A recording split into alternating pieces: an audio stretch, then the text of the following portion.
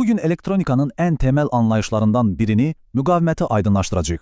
Müqavimət, yəni bu sanki elektrikin sürtünmə qüvvəsidir, cəryanın axınını zəiflədir. Gəlin bunu su borusu ilə təsəvvür edək. Müqavimət suyu yavaşlatmaq üçün borunu daraltmaq kimidir. Bax, bu əlaqəni də elektrik dövrələrinin qızıl qaydası olan Ohm qanunu mükəmməl izah edir. Dövrələrdə isə bu müqaviməti bilərəkdən yaratmaq üçün rezistor deyilən bir komponentdən istifadə edirik.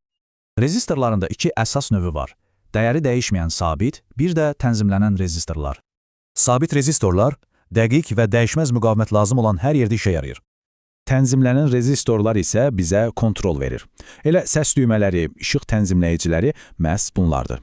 Texnologiyada yerində durmur. SMT sayəsində o balaca rezistorlar müasir cihazları mümkün edir. Deməli, əsas məsələ nədir? Müqavimət sadəcə bir maneə deyil, o elektronikada tam bir idarə etmə alətidir. Onunla cəryanı məhdudlaşdırır, gərginliyi bölür, hətta ətraf mühiti, məsələn, istiliyi hiss edə bilirik. Görürsünüz, bu sadə maneə anlayışı əslində bütün mürəkkəb texnologiyamızın təməlində dayanır.